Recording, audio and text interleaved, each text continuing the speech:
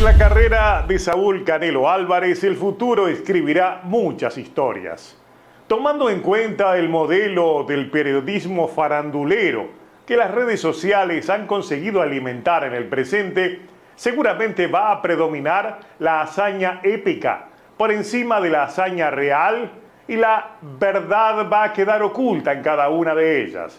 Pero esta historia no necesitará de nada de eso. Es verdad, es una historia oculta, una historia que nadie quiere nombrar, pero es una hazaña real de Canelo y ocurrirá en pocas semanas.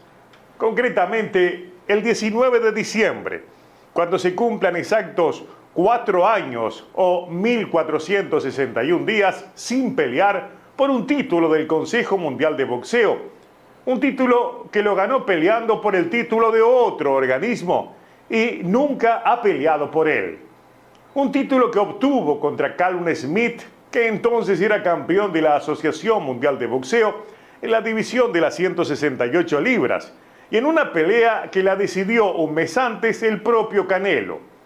En una historia que comienza antes incluso, cuando el cetro supermediano del CMB quedó vacante en agosto 15, cuando Benavides no dio el peso previo a su pelea contra Roamer Angulo.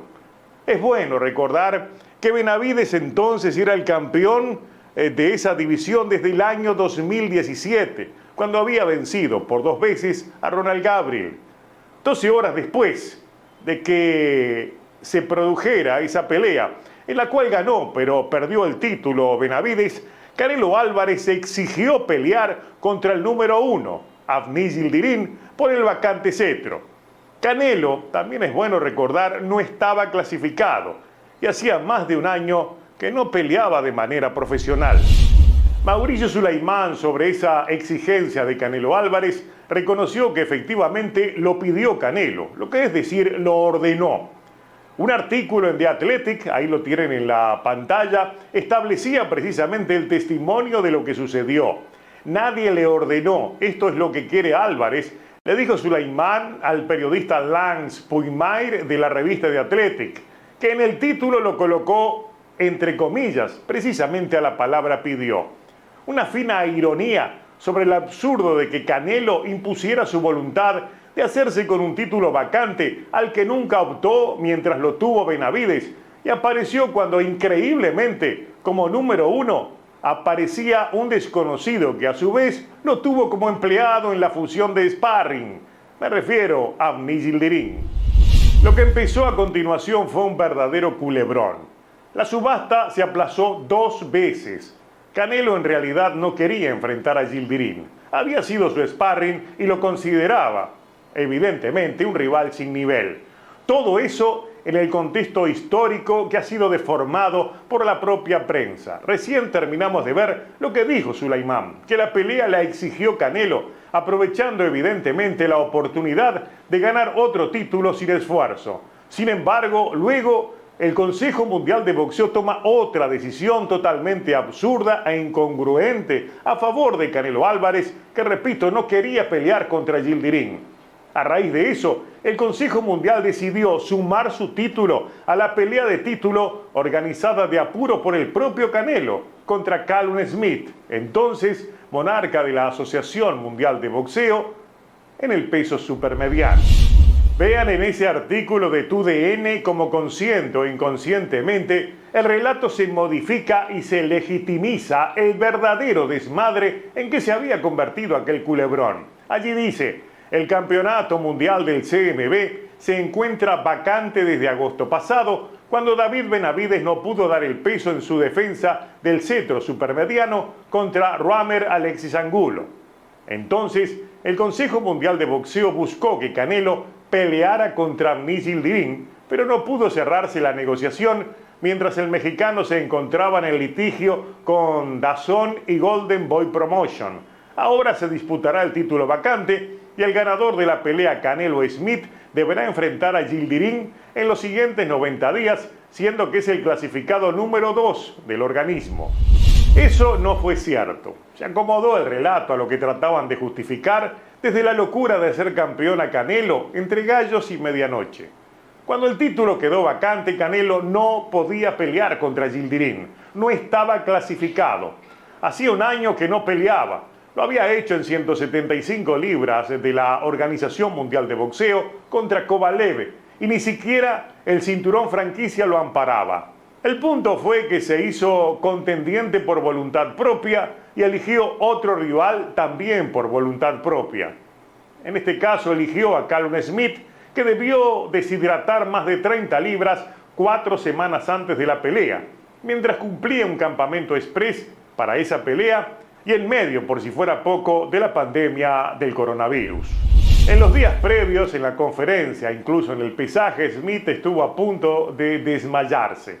Era un verdadero zombie, de acuerdo a los testimonios de los periodistas que cubrieron esa pelea. Era imposible ganar la misma, se limitó durante ella a sobrevivir, levantó los brazos y aguantó el suplicio de recibir golpes y llegar de pie a los 12 asaltos. No ganó. Entregó su título cumpliendo incluso el vaticinio de su entrenador, que imaginó precisamente una derrota por puntos de su pupilo, pero en compensación Callum Smith ganó el mejor cheque de su carrera. Ya campeón y fresco como una lechuga después de darle una golpiza a Callum Smith, Canelo Álvarez estaba como para pelear al día siguiente y no dudó en hacerlo. Con el cuento de la defensa obligatoria, peleó 2 meses después contra Avni Yildirim, en lo que fue un verdadero fiasco histórico que terminó bajo abucheos en Miami. Salieron después a pedir disculpas, especialmente el presidente del Consejo Mundial de Boxeo, Mauricio Sulaimán, y hasta citaron al cinto franquicia como excusa. Eso no fue defensa, hay que llevarlo al verdadero contexto. Fue compromiso previo no cumplido. El punto fue que con esa jugadita Canelo se hizo de 2 cinturones en una sola pelea, de la que ya saben su historia. Luego, en su afán de unificar rápidamente, Canelo enfrentó primero a Billy Joe Saunders, campeón de la Organización Mundial de Boxeo, y luego a Caleb Plant, campeón de la Federación Internacional de Boxeo. Unificó todos los títulos con estas 2 peleas, que deben ser consideradas victorias legítimas. Por más que contra Billy Joe Saunders, la misma ocurrió fuera de tiempo y de división. El mejor momento de Saunders fue en las 160 libras, donde fue monarca hasta su victoria sobre David Lemieux en 2017. Mucho se había hablado por entonces de una pelea contra Canelo Álvarez, pero el mexicano lo evitó entonces. Cuando enfrentó a Canelo en 2021, quedaba solo el recuerdo del mejor Saunders, al punto de que luego de esa pelea abandonó definitivamente el boxeo.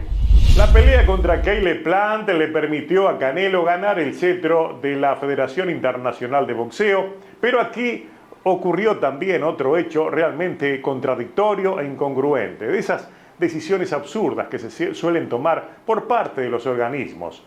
La Organización Mundial de Boxeo agregó esa pelea como defensa obligatoria. Fue otra, llamamos en aquel momento, grotesca y alucinada decisión que impidió una pelea que todos esperaban y exigían, la obligatoria OMB de Canelo contra Dimitrius Andrade.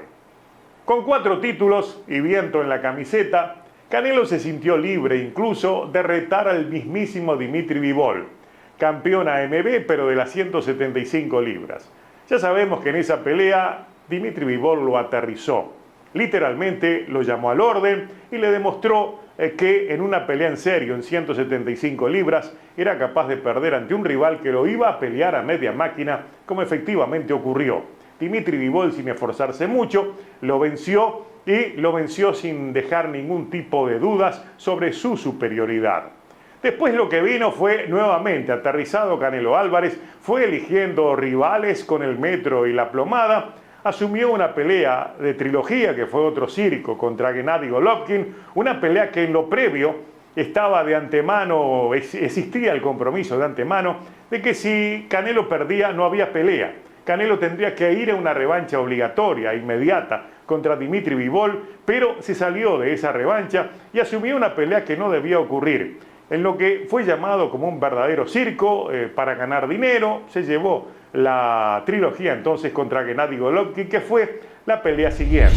Posteriormente lo que vino fue una pelea contra John Ryder, que lo hicieron campeón interino de la Organización Mundial de Boxeo, Curiosamente había sido el rival que quería enfrentar Canelo y a él lo enfrentó. Posteriormente iba a pelear contra Jermall Charlo. Charlo no pudo hacerlo, llamaron a su hermano Jermell, que lo subieron de 2 divisiones.